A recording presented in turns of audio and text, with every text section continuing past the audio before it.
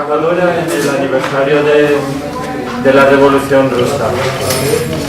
Nosotros somos un colectivo Acción Anticapitalista, somos una organización anticapitalista porque creemos que hay que combatir el capitalismo. Su funcionamiento no se basa en las necesidades humanas, sino en el beneficio. Y el progreso del capitalismo implica desigualdad, dolor, muerte, destrucción ambiental, y por eso es necesario combatirlo. Y nosotros luchamos por una sociedad socialista en el que la clase trabajadora, que es la que produce la riqueza, sea que la controle y organice la producción y la distribución según las necesidades humanas. Y creemos que el camino para llegar al socialismo es la revolución. Pensamos que no se puede por la vía parlamentaria, porque los estados y sus instituciones son instituciones burguesas y están hechas al servicio para servir a los intereses de la clase dirigente, de la clase capitalista, y entonces esa vía pensamos que no sirve, y por eso pensamos que nosotros apostamos por la revolución. Bien, sacamos una publicación al mes, es esta, que está aquí, para transmitir nuestras ideas. Están allí al final de la sala, tiene un precio simbólico de 50 céntimos, se lo ponemos para poder seguir financiando los siguientes boletines, y los artículos que escribimos cada mes pues son de la actualidad política y de las luchas. De hecho, la de este mes la portada es la de los estibadores van ganando. O sea que este conflicto para nosotros es importante, esta lucha. Y luego pues también tenemos unas hojas de contacto para la gente que quiera estar informada de nuestras actividades, lo que hacemos, y también una hoja de afiliación. Os animamos a que os afiliéis porque creemos que es necesario que haya una organización, que la organización crezca y a seguir apoyando las luchas y las movilizaciones. También en algún momento del debate se pasará una hucha, porque necesitamos financiación, es inevitable, y que cada uno aporte lo que buenamente pueda. Al final del debate, Panque, que es la que nos cede amablemente el local, ha preparado unas tapas y bebidas porque luego podemos seguir debatiendo después allí en la barra tomando una cerveza o una tapa. Bien, pues voy a pasar a presentar a los ponentes y la ponente. Nos falta un ponente que está al llegar, pensamos que estará al llegar, pero no ha podido llegar todavía. Va a hablar en primer lugar Marta, compañera de la acción anticapitalista. Perdón, voy a explicar un poco la dinámica del debate. Hablarán primero los ponentes entre 15 y 20 minutos. Luego habrá un debate de aproximadamente 45 minutos, 50. Cada intervención, como mucho, será de unos 3 minutos para hacer más ágil el debate. Si hay preguntas, puede haber preguntas, pero serán contestadas al final. O sea, intervendréis vosotros en el público, uno por uno, y al final ellos, en el tiempo de conclusiones, podrán contestar las preguntas que surjan durante el debate.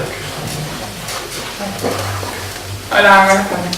Me voy a programar si a ratos miro un poco el papel, porque tengo así un guión, pero como todavía no hemos conquistado, no hemos hecho la revolución, todavía no están socializados los trabajos de cuidado, tengo una niña pequeña, saco tiempo de donde puedo, entonces mientras hacemos la revolución o no, aquí se hace lo que se puede. A ver, yo para los temas históricos, así como el de hoy, ¿no?, de la Revolución Rusa, siempre necesito situarme. La historia es algo que me gusta, pero que también me cuesta, quizás porque nunca me la han enseñado bien. Y necesito mucho traerlo al presente, que tiene que ver con lo de hoy, para que estamos aquí hablando hoy de esto, ¿no? O una cosa así que pasó en la historia y que ahí se quedó.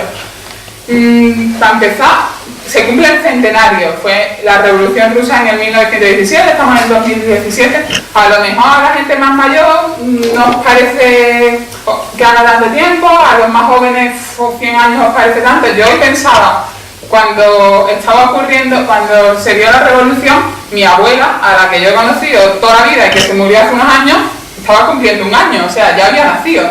No hace tanto tiempo de esto, en realidad.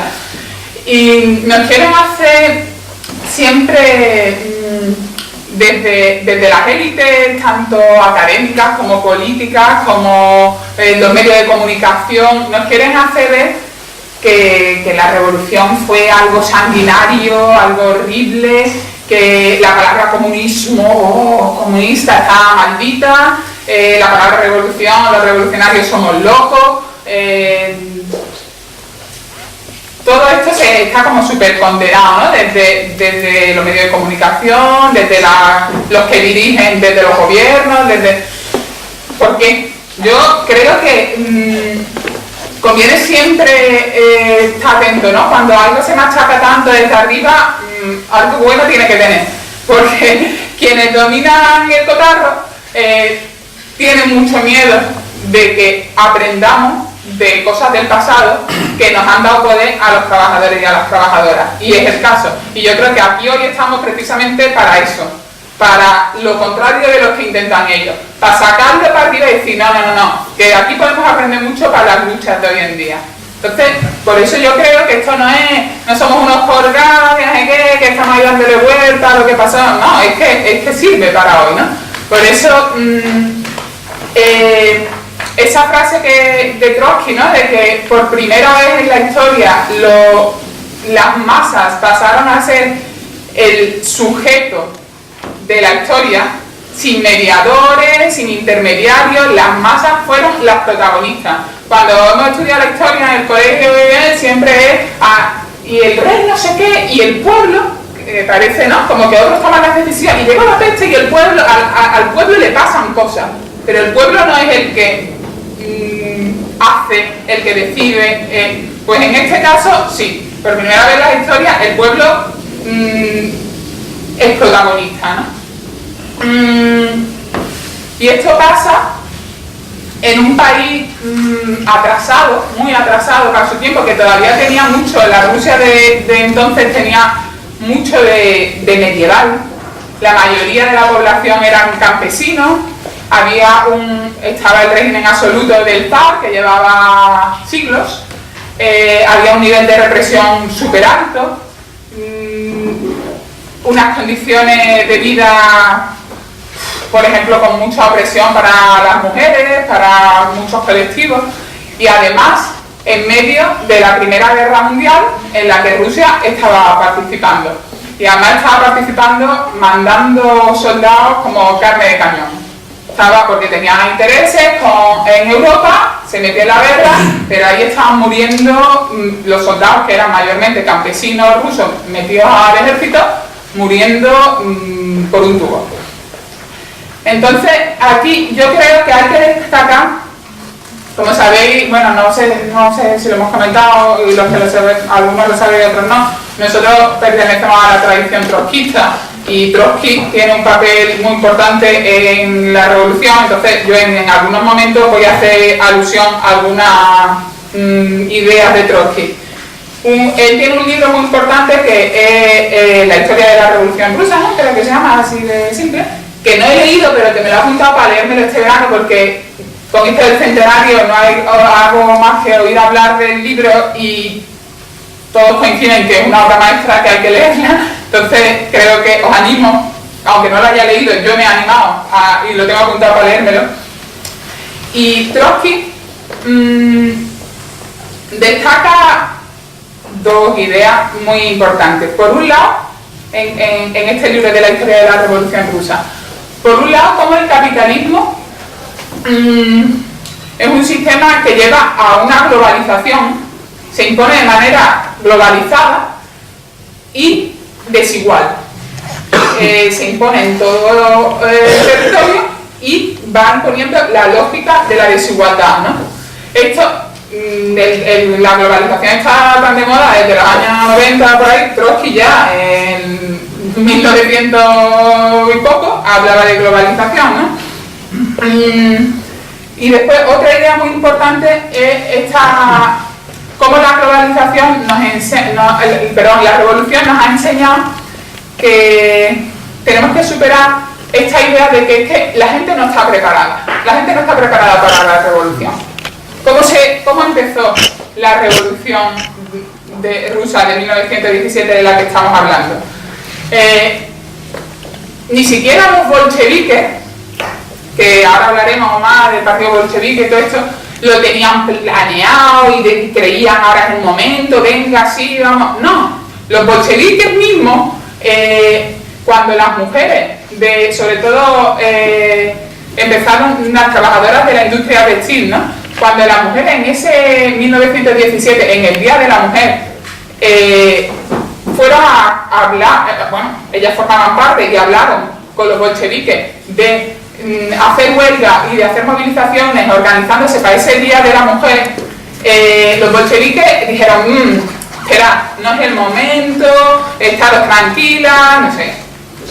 Las mujeres cogieron y se organizaron. Empezaron huelgas en la industria textil, ese mismo día fueron tirando bolas de nieve de fábrica en fábrica, diciéndole a los hombres y a las mujeres que estaban allí, unidos a nosotras. Cuando los soldados intentaron cortar los puentes, ellas se cruzaron los ríos helados, patinando, deslizándose por el hielo como pudieron para llegar a otras fábricas y montaron una manifestación brutal a la que se les fueron uniendo gente. Y esta fue la chispa de la revolución. Los mismos bolcheviques decían, no es el momento, pues fue. Entonces, esto yo creo que nos tiene que dar la idea.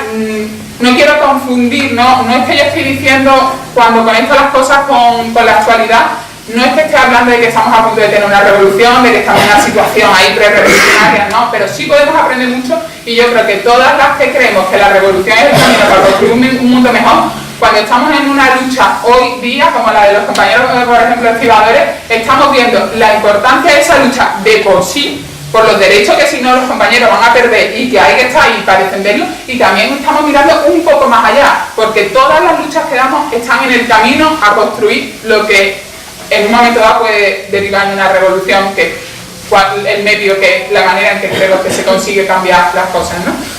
Entonces, estas dos ideas de Trotsky me parece que son importantes. También voy a incidir un poco más en el papel de la mujer más adelante, que ya os he dicho que son las chispas que hace prender la revolución. Tenemos un artículo en el boletín sobre esto, sobre el papel de las mujeres en la revolución rusa. Y, por ejemplo, creo que es muy importante lo que está pasando con las mujeres hoy en día. Me parece muy grande lo que ha pasado en el Día Internacional de la Mujer este año.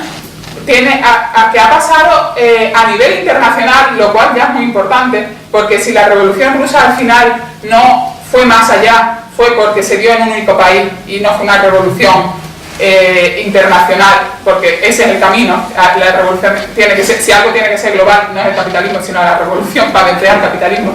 Entonces, lo que ha pasado el 8 de marzo ha sido, a nivel internacional, ha sido con las mujeres tomando la iniciativa en primera línea, y además ha sido muy político, porque ha tenido mucho que ver con Trump, que nos está queriendo pisar. No ha sido solo en otros años anteriormente, ha tenido unos tintes más, no sé, de otro tipo de feminismo. Este ha sido un feminismo muy político. Creo que tenemos que tener en cuenta estas conexiones cuando hablamos del papel de la mujer, entonces, ahora, después andar un poquillo más. En todos los procesos de revolución se da una radicalización, ¿no?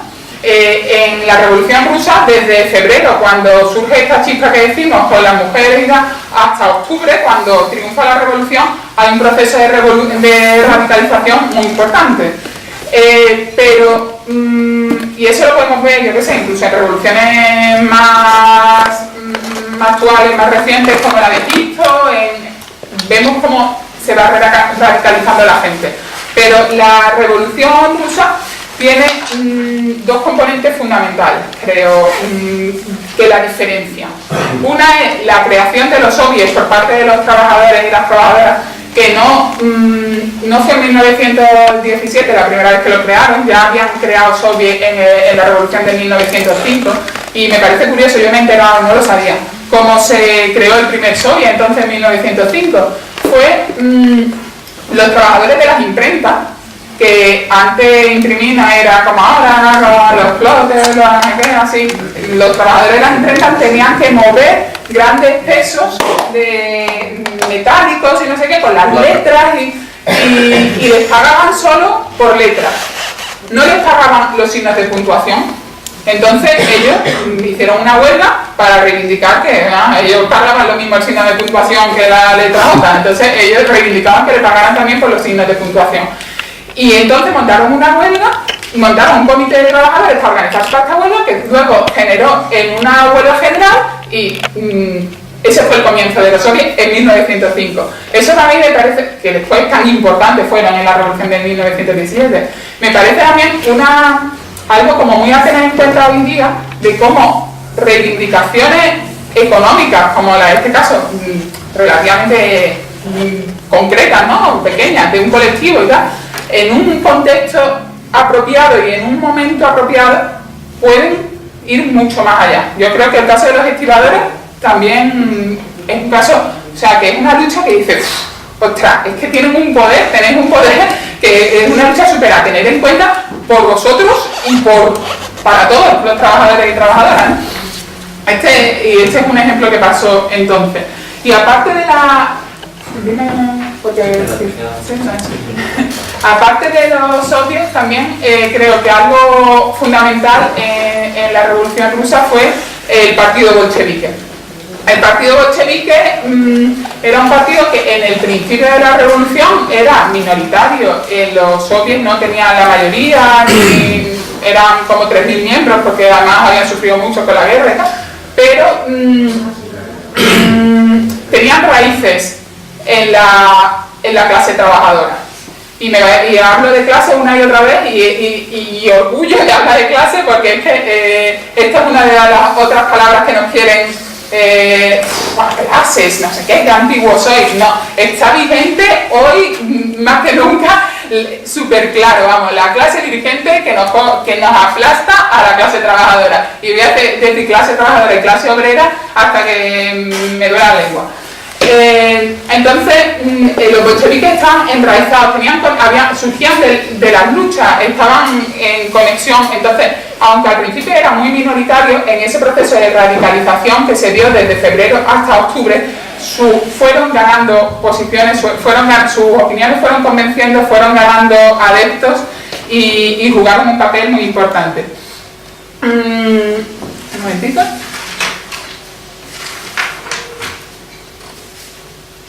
Vale. Cuando venció la revolución en octubre, me da pena que no me dé tiempo ahí a extenderme un poquillo más lo que hace de febrero a octubre, porque además yo también he aprendido más preparándomelo un poco para hoy, pero creo que tengo que resumir.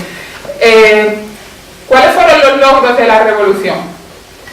Para empezar, Rusia salió de la guerra.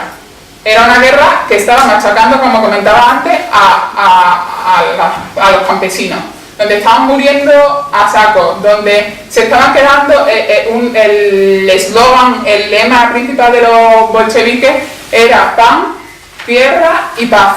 Paz, nos vamos de la guerra, nos estamos quedando sin pan, nos estamos quedando, el pueblo está hecho polvo, porque además todo se está destinando a la guerra y el pueblo está sufriendo las consecuencias, ¿no? Entonces, de entrada, Rusia sale de la guerra, y no solo eso, sino que además dicen, no pagamos la deuda. La deuda a los bancos internacionales que nos han estado dejando dinero para participar en la guerra, para el ejército, para no sé qué, no le debemos nada a nadie. que eso también tiene mucho que ver con lo que estamos sufriendo hoy de recortes en sanidad, en educación, porque prima el pago de la deuda. Después, la tierra para quien la trabaja. Los campesinos, ya se había, durante estos meses después de febrero hasta octubre, los campesinos habían estado ocupando tierra. Esto también, bueno, muchos de los que estamos aquí, compañeros, somos parte del Sindicato Andaluz de Trabajadores y Trabajadoras. La tierra para quien la trabaja, un lema nuestro que está a la orden del día. No para los terratenientes y nosotros ahí con el sudor de nuestra frente cogiendo 4 migajas. Después eso se hizo realidad. Fueron los campesinos, las tierras eran para ellos. Ellos trabajaban y las tierras eran suyas. Después, los comités de fábrica tienen el poder de la fábrica, son los trabajadores los que deciden qué se produce, cómo se produce, dónde se encargan, de dónde se traen los materiales, cuándo, cómo, todas las decisiones. Y después, me parece fundamental que se habla muchas veces de la revolución como el festival de los oprimidos, ¿no? Y las oprimidas. Que los colectivos que estaban, todos los trabajadores y trabajadoras rusas estaban sufriendo en aquellos momentos. Y más los estados de la guerra, ¿no? Como os cuento. Pero había determinadas partes de la población que sufrían más, igual que pasa hoy en día. Una eran las mujeres, ¿no? Que los maridos tenían muchísimo poder sobre ellas, estaban en la esclavitud del trabajo doméstico, que entonces no era poner una lavadora, no es que hoy sea poco, pero es que entonces era mucho más duro, ¿no? Y pues con la revolución se abren lavanderías sociales para todo el que quiera va allí a lavar, se abren comedores, se abren guarderías para socializar el trabajo doméstico y de cuidados. También se instaura por ley el divorcio automático, o sea, en el momento en que una de las dos partes no quiera estar en el matrimonio, se divorcia. O también, por ejemplo, el aborto a demanda en hospitales públicos. La mujer quiere abortar, va al hospital y aborta. Todo esto, si os fijáis, o también se legaliza por ley. Al principio hubo su pero al final cuando venció la revolución esto se llevó a cabo. Igual trabajo, igual salario. Las mujeres van a cobrar lo mismo que los hombres cuando hacen el mismo trabajo. Y si os fijáis, estas son cosas que es que hoy en día no las tenemos. Es que para el aborto tenemos que cumplir una serie de requisitos para poder abortar. Es que igual trabajo y igual salario, sabéis que hay una diferencia entre hombres y mujeres. Y después el trabajo de cuidados, lo comentaba al principio de todo, es que lo seguimos cargando fundamentalmente las mujeres. Y el divorcio, bueno, hasta la época de Franco no nos podíamos divorciar, o sea que son cosas o logros muy recientes o que todavía no se han conseguido. Vale. Luego, colectivo LGTB, ¿no? Gay, lesbiana, transexual, bisexual.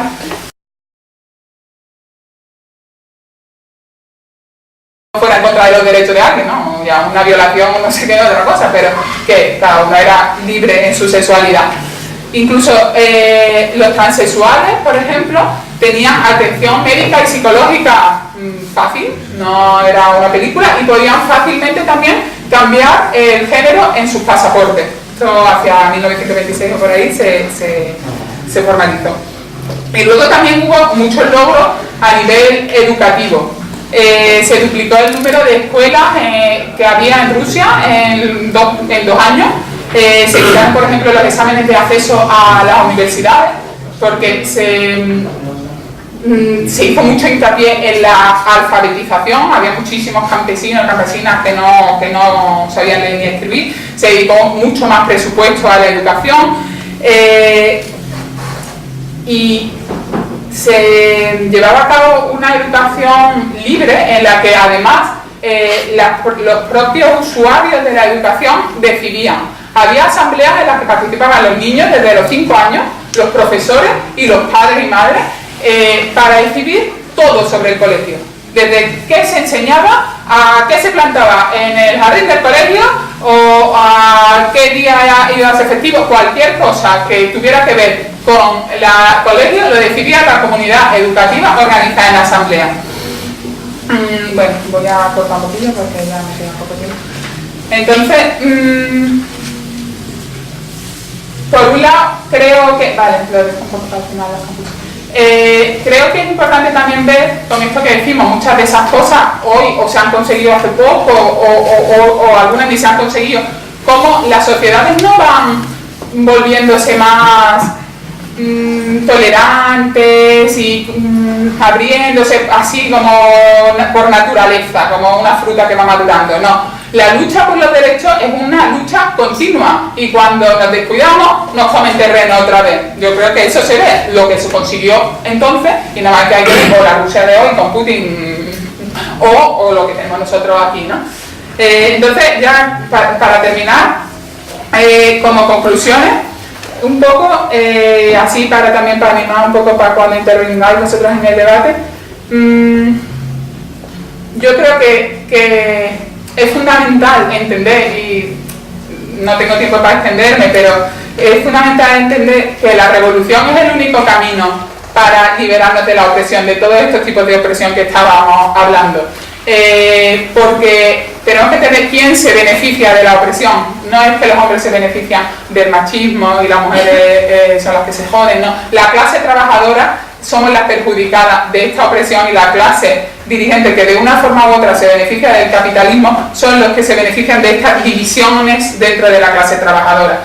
Entonces creo que eso es algo que tenemos que tener muy claro. Después incidir en la importancia del papel de las mujeres en la lucha y en todos estos procesos. Y también la importancia del internacionalismo. Nosotros pertenecemos a la corriente del socialismo internacional, tenemos compañeros en muchos países y creemos que es fundamental estar conectados y que cuando se den las luchas intentar aprender los unos de los otros, intentar extender las luchas en los distintos países y para la revolución también. Y también el proceso que hablamos ahora mucho, ¿no? Desde abajo, con Podemos y todo esto surgió desde el 15M, ¿no? Los de abajo, los de arriba, ¿verdad? Pues desde abajo, pero yo creo que no simplemente que la democracia es muy importante, ¿no? Y en los soviets se veía, pero no simplemente la democracia de por sí soluciona las cosas. Yo creo que tenemos que hablar de los de abajo como centralidad de la clase trabajadora, como iniciativa, como sujeto de la historia, ¿no? Que decíamos al principio. Y por último, y haciendo referencia a lo que decía de la importancia del partido bolchevique en la revolución, creo que tenemos que sacar también el aprendizaje de la importancia de estar organizados en partidos que analizan, que debaten sobre lo que está pasando, pero que además tienen los pies en la lucha, no están en su película ahí charlando, sino que estamos en la lucha del día a día y de ahí intentamos sacar enseñanzas e intentamos dar un paso adelante. Y por ello pues os animo a que os organicéis en el colectivo de acción anticapitalista. Gracias.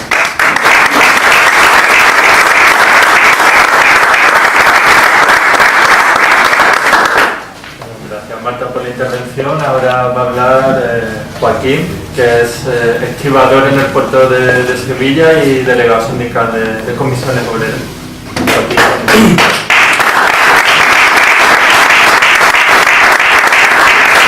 Gracias.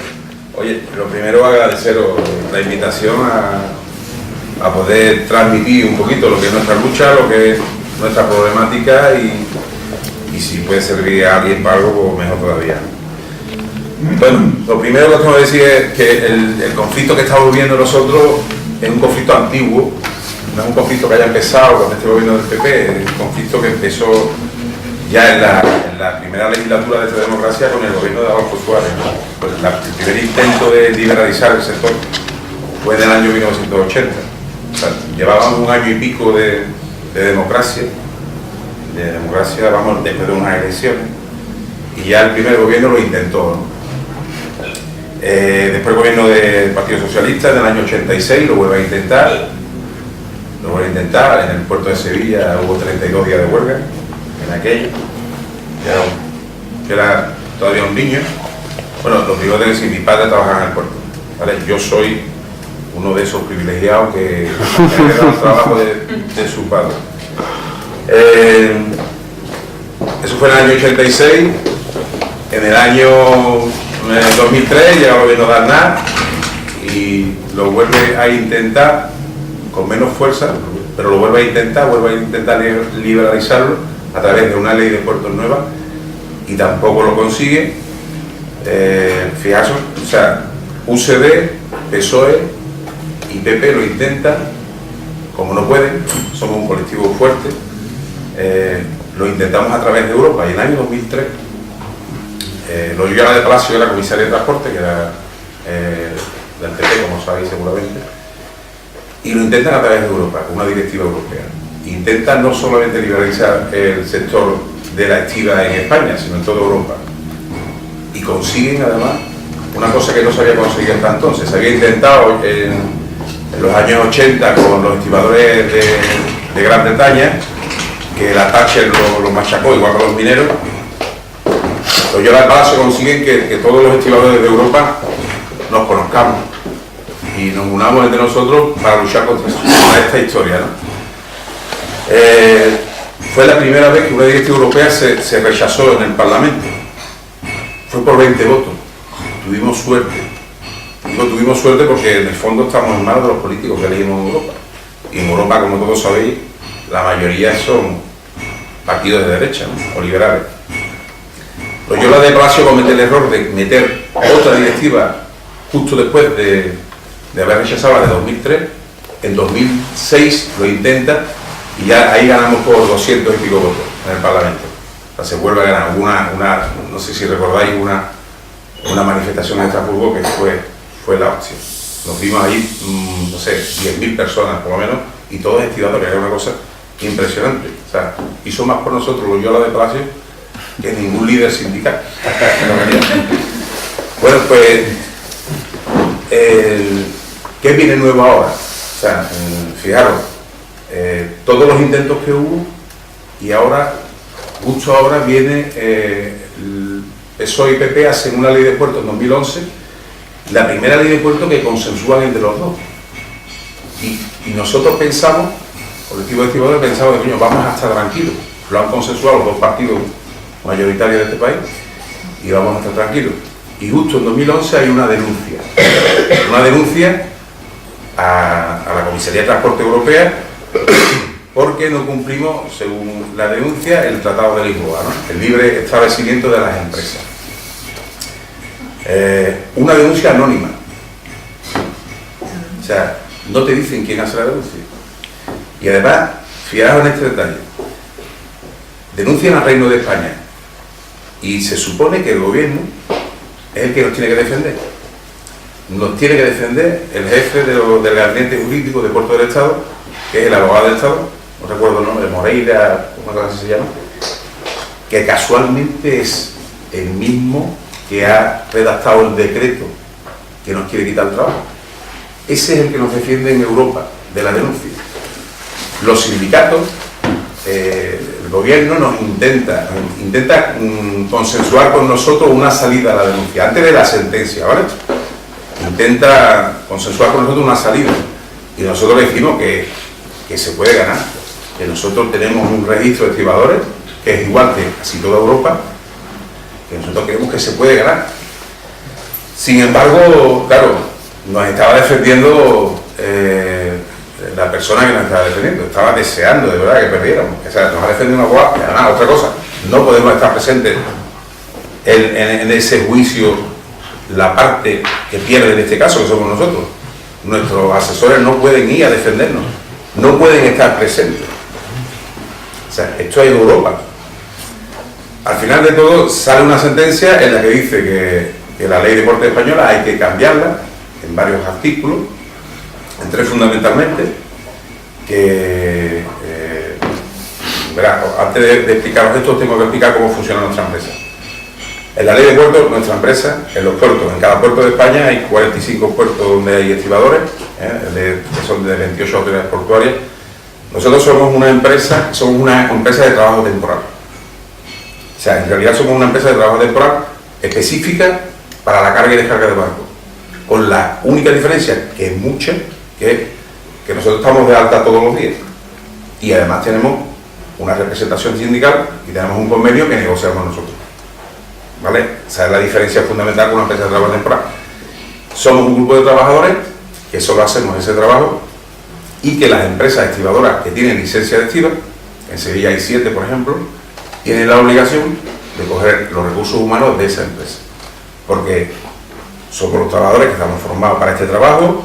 Nos hemos formado en el puerto de Sevilla, hay 8 máquinas diferentes de gran tonelaje, son máquinas que no puede una persona utilizar de un día para otro, tienen una formación larga, en fin. Esas empresas tienen que contratar a los trabajadores en la SAGET, ¿no?, con nosotros. ¿Qué es lo que dice la sentencia? Que una empresa no tiene que tener la obligación de coger a los trabajadores de la SAGET, lo puede contratar donde quiera, que además no tiene por qué ser socio de la SAGET, que actualmente la ley de puertos tiene que ser socio de la SAGET para poder contratar a los trabajadores, y además no tienen por qué tener un 25% de trabajadores de esa SAGET en relación laboral común permanentes en la empresa.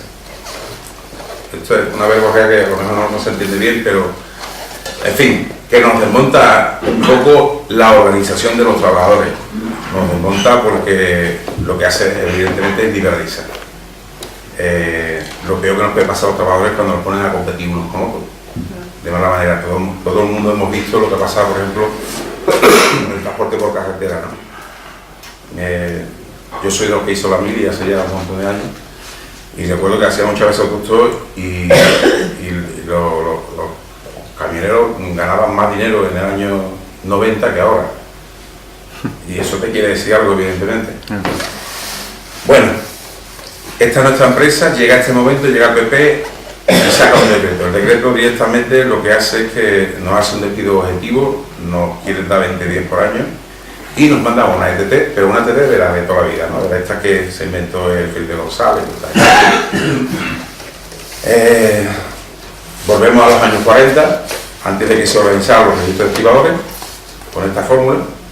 En los años 40, no sé si habéis visto películas, cómo se contrataban antes los trabajadores portuarios, que es que llegaba el patrón, se subía en un olay y empezaba a elegir los que quería, y evidentemente cuando te está eligiendo el patrón directamente, la fuerza que tú tienes para poder reivindicar algo es mínima, porque si hoy protestas, pues mañana no te va a contratar. Por lo tanto, imaginaros si nos mandan a nosotros una ETT y ya es libertad de la empresa contratarte o no. Seguramente al principio nos seguirían contratando, porque las máquinas que manejamos nosotros no las maneja ahora mismo nadie, pero tendría los días contados, evidentemente. Pues el PP nos intenta llevar a este punto, ¿no? 20 días por año, a la calle. Nosotros somos un colectivo donde todos los trabajadores están sindicados en algún sindicato. Hay muchos sindicatos, o sea, en Puerto Sevilla hay 2 sindicatos, pero somos un colectivo unido siempre, ¿verdad? Nosotros nos llevamos bien con nuestros compañeros de otros sindicatos. De hecho, aquí en Sevilla tenemos siempre una costumbre que el sindicato que gana las elecciones nombra al presidente del comité y el que las pierde nombra al secretario. Por ejemplo, ¿no? Son fórmulas de trabajar para que el objetivo común que tenemos, que es convenio colectivo, la defensa del convenio, que nunca fallemos, nunca fallemos. Somos un colectivo asambleario 100%, todo se decide en asamblea, todo se decide en asamblea, nadie decide nada que no sea por mayoría. En el fondo, da igual el comité que esté, porque los problemas importantes los decidimos en asamblea, y en la asamblea interviene, la gente está interesada, porque al final la asamblea es la que al final te mantiene el convenio colectivo, la que te mantiene un buen convenio colectivo que haga que la empresa te pague bien. Nosotros tenemos una ventaja que evidentemente no tienen otros compañeros, otros trabajadores, que es que nosotros vemos a las empresas. Nosotros las empresas las vemos día a día, vemos cómo ganan dinero. Lo vemos porque el dinero no se puede esconder. Porque cuando una empresa tiene un barco te entera, y cuando tiene un coche de 150.000 euros te entera. Entonces eso no se puede esconder. No nos pueden decir que no nos pueden subir el convenio, no nos lo pueden decir. Nosotros ganamos un buen sueldo, evidentemente con mucha pelea, con mucho sacrificio. También tenemos un trabajo muy incómodo, tiene todos los horarios posibles, de 6 horas, en cualquier hora podemos empezar y en cualquier hora podemos terminar. Podemos empezar a trabajar a las 8, a las 9, a las 10, a las 11, a las 12. Todo el horario completo, 6 horas, en nocturno, en diurno, festivo. Estamos disponibles siempre 24 horas al día y entendemos que nos merecemos un buen sueldo porque hacemos un esfuerzo importante, porque nos cuesta mucho trabajo conseguir la vida familiar. Una cosa que, hombre, lo tengo que decir porque evidentemente es lógico, en nuestro convenio las mujeres cobran igual que nosotros, como no puede ser de otra manera, como debería ser por la... Lo que pasa es que es verdad que todavía hay pocas mujeres que se han incorporado a este mundo. Hay puertos donde sí, porque son trabajos más tecnológicos y donde tienen más facilidad. En otros trabajos donde son más físicos, actualmente lo tienen un poco más de dificultad. Tenemos una compañera estibadora, en la empresa hay cuatro mujeres, pero una sola es estibadora y hace el trabajo magníficamente, evidentemente, porque una de las cosas que se nos ha criticado, y es una de las cosas que seguramente todo el mundo había escuchado hablar de los estibadores, de la manera tan brutal en esta estrategia de gobierno que han tenido de intentar, no sé, criminalizarnos de una manera como si fuese un crimen tener un buen convenio y tener un trabajo fijo y tener seguridad laboral y tener a todo el mundo sindicado y tener comités de empresa y poder de alguna forma hablar en igualdad con cualquier empresario, que querría ser lo lógico, ¿no? Lo que ocurre es que es verdad, a esta gente no le suele gustar que un trabajador les pueda decir en igualdad de condiciones nosotros estamos negociando y nos sentimos en igualdad de condiciones con un empresario. Lo vemos de forma natural, pero es verdad que no es lo usual.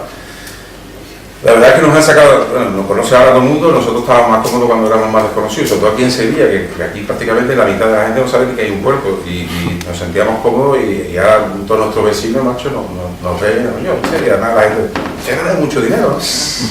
La verdad que no es tanto como dicen, ojalá fuera lo que dicen, pero en fin, no nos podemos quejar porque ya hoy en día es un privilegio tener un trabajo donde por lo menos se respeta al trabajador. ¿En qué momento estamos ahora? Ahora mismo conseguimos derrotar el primer decreto que preparó este ministro. Para nosotros Podemos ha sido fundamental, tengo que decir claramente, Podemos ha estado, con Podemos hemos jugado en casa, con Izquierda Unida, ¿no? Se han portado fantásticos, tienen un discurso que yo creo que es el que debería tener la mayoría de los trabajadores, ¿no? La clase trabajadora debería ver nuestro conflicto como un ejemplo a seguir, sinceramente, sobre todo en el tema de la unidad, en el tema de que nadie, porque hay trabajadores, os tengo que decir que en la última reunión antes de la votación en el Congreso se presentó el ministro a una reunión técnica donde no estábamos los sindicalistas y se planteó allí con una oferta de prejubilaciones que quita ni por cualquiera. O sea, me estaba ofreciendo prácticamente 3.000 euros a gente de 50 años porque te vayas a tu casa 5 años sin trabajar ganándote ni pavo, macho. Tía, eso, vamos, os garantizo que seguramente individualmente algún compañero igual ha tenido el curso, pero como colectivo, o sea, ya, se acaba mi tiempo. No, puede ser un poquillo. Pues eso fue una realidad, o sea, eso es complicado, ¿no? Sí. Es complicado rechazar eso. Tenemos el ejemplo, antes estaba hablando con un compañero, con Jesús ahí fuera, ¿no? Nosotros somos un sindicato que es una herramienta para nosotros y que hasta ahora mismo no nos falla. Pero sinceramente nos daría igual el sindicato que nos representara por las siglas, porque nosotros las ideas que tenemos son las que tenemos, las que hemos de alguna forma recibido de los compañeros. O sea, disculpa, yo no sé apagar esto.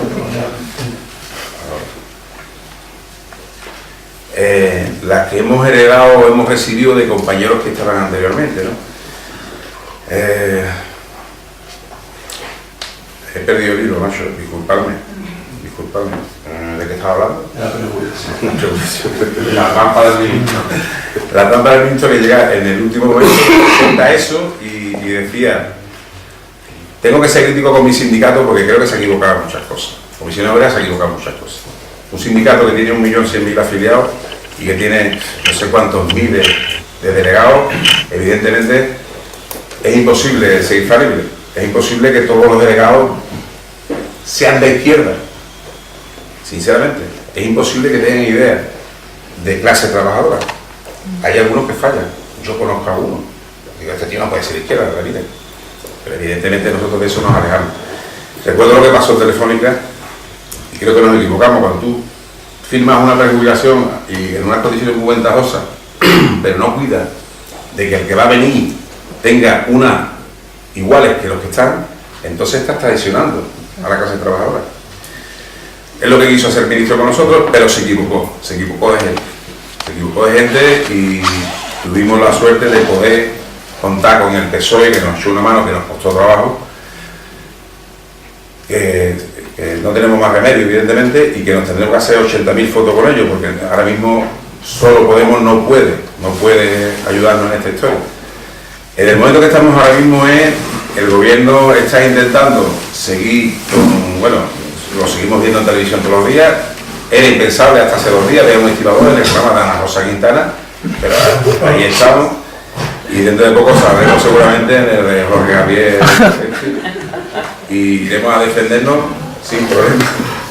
Pero ahora, esto suena cachondeo porque es que es impresionante. Yo cuando veo a compañeros míos que los conozco de muchos años ahí interviniendo y lo es increíble, macho, donde nos está midiendo, el INDA en contra nuestra, son cosas que uno ve en la sexta de vez en cuando y se sorprende, ¿no? Estamos bien, estamos una unidad impresionante. El otro día dejamos al gobierno por los pies colgando porque hemos llegado a un pacto con la patronal. Tenemos un pacto con la patronal que cumple la sentencia de Bruselas. Todos nuestros asesores jurídicos nos dicen que lo cumple porque está la normativa española, lo cumple porque está la normativa europea, y el gobierno se empeña a decir que no nos puede subrogar por ley, lo cual es mentira, porque hay temas que son interpretables, pero cuando se lee la ley y se lee el artículo que viene, donde viene el Estatuto de los Trabajadores, te das cuenta de que esto es una jugada. La jugada es la siguiente, lo habréis escuchado seguramente. JP Morgan, que es fondo inversor americano, o hay otro fondo inversor australiano, que no recuerdo el nombre porque tiene un montón de letras y muy pocas vocales, están detrás de esta historia. Y aterrizan en los puertos, le compra JP Morgan, le compra a Florentino Pérez toda la inversión que tiene en los puertos, y lo quieren hacer dinero. Lo compran en un momento en que la crisis deja todo barato, digamos, lo compran y ahora lo quieren vender a Costco, que es una multinacional, una naviera china, que ya en el puerto del Pireo, la pobre Grecia, que estaba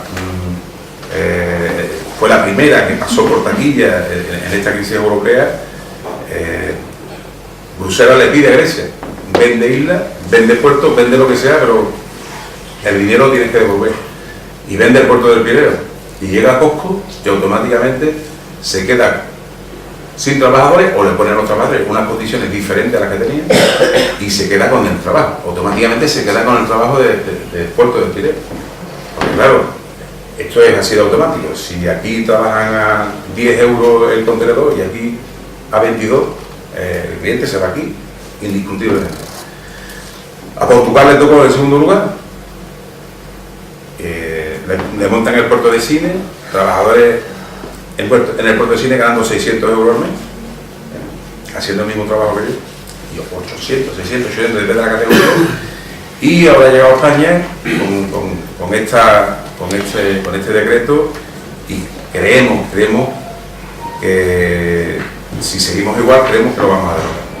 Nosotros pensamos que lo vamos a derrotar. Estamos a punto de derrotarlo. Seguramente saquen un decreto dentro de una semana, el viernes que viene, es posible que lo saquen, y volveremos a empezar otra vez la misma película, volveremos a salir con Ana Rosa Quintana y nos veréis por todos los programas defendiéndonos, y esperamos por lo menos que la contaminación informativa que hace este gobierno sobre los trabajadores mafiosos, que nos llaman, ¿no? Mafiosos, fíjate, macho. Mafioso, nepotista, en fin, un montón de términos que yo antes no sabía ni qué significaban y que ahora tenemos que ver todos los días.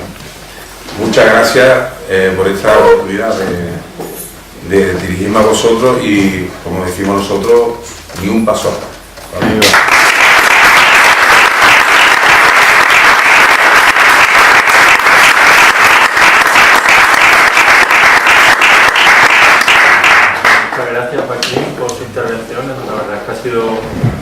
muy interesante, ha estado muy bien.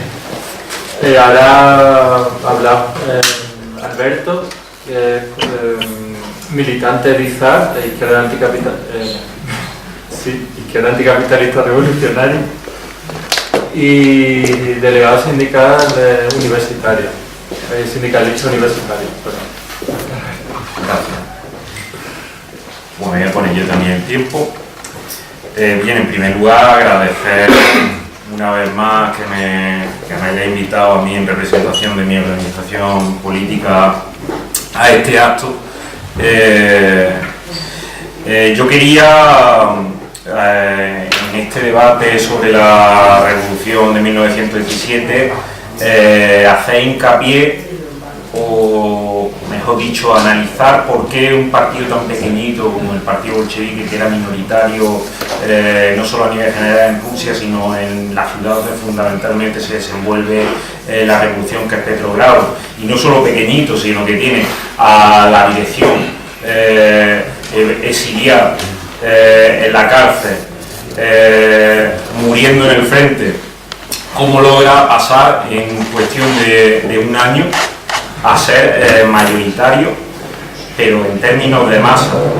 Entonces, antes de hacer ese análisis, conviene hacer un poquito de ver qué antecedentes hay a la situación de febrero de 1917, que fue cuando se inicia la crisis pre-revolucionaria. Bien, Rusia era un imperio gobernado por una familia que eran los zares.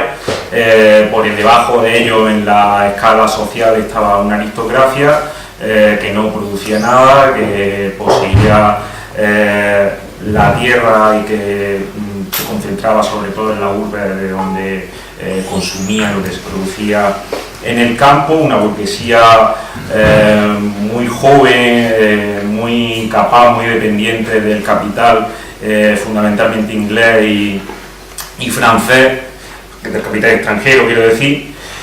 Y bien, los datos asombran mucho. Por ejemplo, más del 90% de la población de Rusia eran campesinos. Estamos hablando de una población de 150 millones de personas. En el campo, 30.000 grandes propietarios acumulaban en riqueza tanto como 10 millones de familias, y la media de miembros de unidad familiar eran 5 personas, o sea que multiplicar la cifra. Hay que destacar también que la servidumbre se abole legalmente en 1861, muy recientemente, y entre esas 150 millones de personas que había en Rusia, solo 4 millones eran obreros y obreras en la industria. Una industria que nace pues también muy tardíamente bajo esa presión del capital financiero extranjero que tendía a expandirse por el mundo, porque dentro de sus fronteras nacionales ya había alcanzado el máximo desarrollo. Y aquí yo he encontrado un dato muy interesante, un dato que compara lo siguiente. En ese momento, en Estados Unidos, un 17,8% del total de obreros industriales trabajaba en empresas con más de 1.000 personas en plantilla. En Rusia no es un 17,8%, sino un 41,4% de los obreros industriales trabajaban en empresas con más de 1.000 personas en plantilla. Estamos hablando de fábricas, además. El 80% del presupuesto del Estado ruso se dedicaba a la represión, a la financiación de la fuerza represiva, y más de la mitad de la población vivía en regiones que tenían un sentimiento de nacionalidad oprimida. Además, se suma la cuestión de la guerra mundial. En ese momento Rusia estaba inmersa en la gran guerra que estaba asolando toda Europa, y concretamente contra un enemigo mucho superior a ella militar y económicamente, que era Alemania. En esta situación los trabajadores venían de una experiencia que se inicia en 1905, en algunos momentos con ciertos retrocesos y en otros con auge, pero que no solamente había servido para que las masas se formasen en pequeñas experiencias, pequeñas no, sino intermitentes, experiencias revolucionarias, sino también para que el partido bolchevique acumulase esa experiencia y fuera formando una dirección efectiva. Entonces, ya haciendo este breve recorrido, ¿qué pasa en 1917? A principios, en febrero.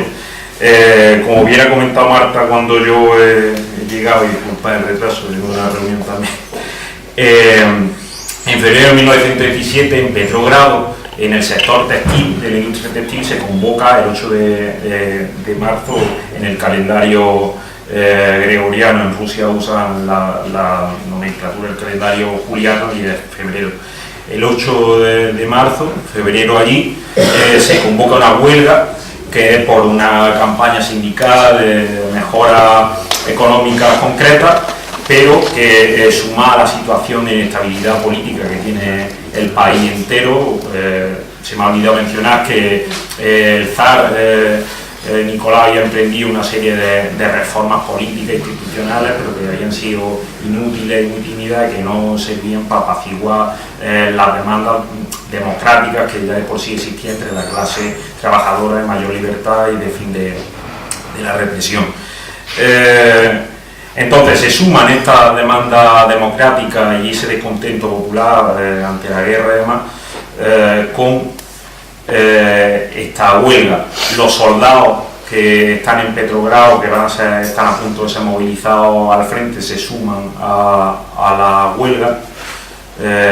Un dato que se me ha olvidado mencionar: la huelga era fundamentalmente de mujeres, como ha dicho Marta, y en ese momento, bueno, no en ese momento, en 1916 tengo apuntado, el salario de las mujeres en Rusia era un 40% menos que el de los hombres. Y bien, después de este breve inciso, volviendo a la cuestión esta, los soldados se suman a la huelguista y rápidamente, estamos hablando de cosas que suceden en 2 días, se autoorganizan los trabajadores de distintas empresas sumándose a esta huelga y unificando sus propias acciones con las de esta huelga en soviets, que quiere decir en asambleas, en consejos de trabajadores eligen representantes y establecen una red de coordinación entre las distintas empresas y distritos y barrios, no solamente van más allá de la mera empresa. Toman rápidamente los sectores estratégicos, es decir, la logística, el transporte, las telecomunicaciones, en aquel momento, bueno, telecomunicaciones, que era el telégrafo y esas cosas. Y bien, sin embargo, en febrero vemos lo que Trotsky, uno de los dirigentes del partido bolchevique y del Soviet de Petrogrado, llamó las paradojas de febrero.